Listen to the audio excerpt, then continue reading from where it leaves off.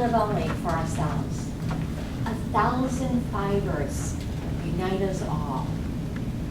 And among those fibers, as threads, our actions go out as causes and return to us as effects.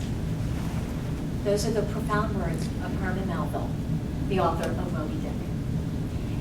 He speaks to us about connections, and I will talk to you tonight about networking and ways to actually make sure you are connected in positive ways. We're going to look at Facebook, LinkedIn, and Toastmasters.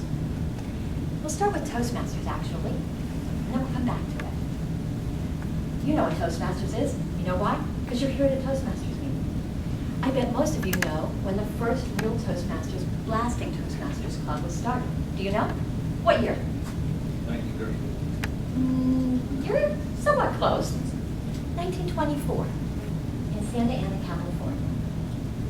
That's the first lasting one. There were two others started before.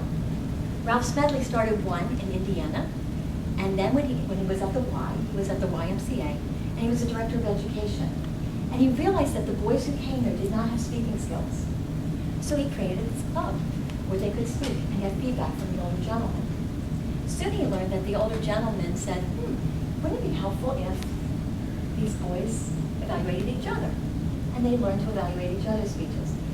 He then moved on to Illinois, and soon after that, the club in Indiana just fell apart. He started a second club in 1910 in Illinois.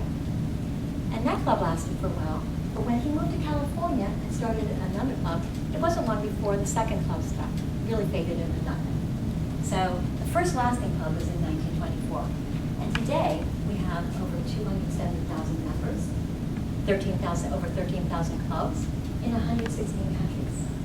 And it's an excellent way for all of us, as you know, to get valuable information, build your skills, and strengthen your relationships.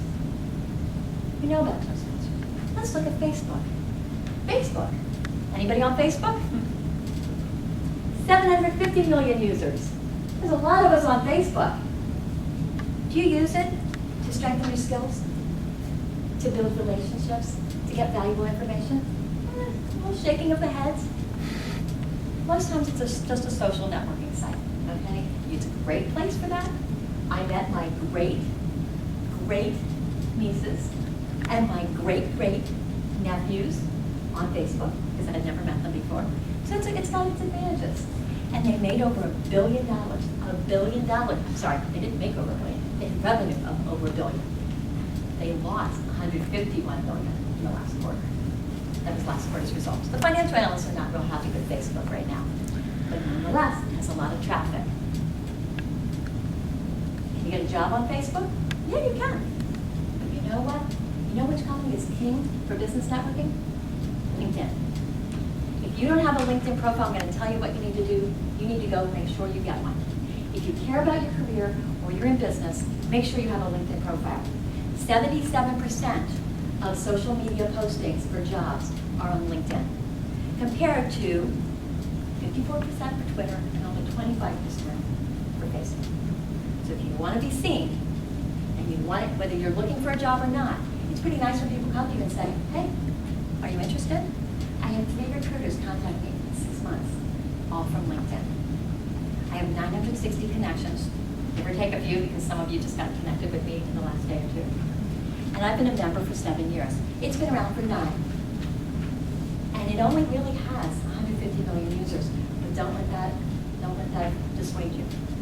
It has the best content. It has the most relevant content, the most dynamic content.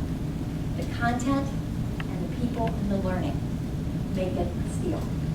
You need to be on Facebook. You need to make sure your profile is up to date. You need to make sure you're active, updated every 6 months. Join groups that are relevant for you, and enter into the discussions. That takes me back to Toastmasters. I will tell you that both Facebook and LinkedIn, they have their strengths, but they don't have the face-to-face. And what I want you to do is I also want you to think about coming out from behind the screen and meeting people. There's nothing quite like seeing people face-to-face. What is the difference between looking at me right now versus looking at my profile? It's a whole different ballgame. So come from behind that screen and join Toastmasters, stay in Toastmasters, be active in Toastmasters.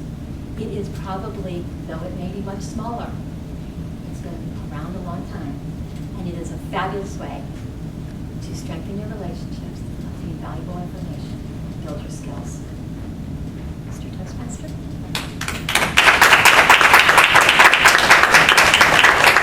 Here. The word of the day is designed to help us build our vocabulary, and it's supposed to be one that is not real well known. So my husband and I had an argument about this because I had picked 2 words. And the first word I picked, he said, was way too common. So I looked online and I found out that you have to have an 11th grade vocabulary to have this word known to you. Whereas the other one he picked required only an 8th grade vocabulary. So perhaps you have an 11th grade vocabulary, because today's word for the day is perspicacious. And it really means having keen mental insight, very attuned, you're acutely aware. So if you're perspicacious, you're very tuned in. So that is our word for the day. Use it and we will count it and you will get a fabulous, no prize, a fabulous honor. Thank you.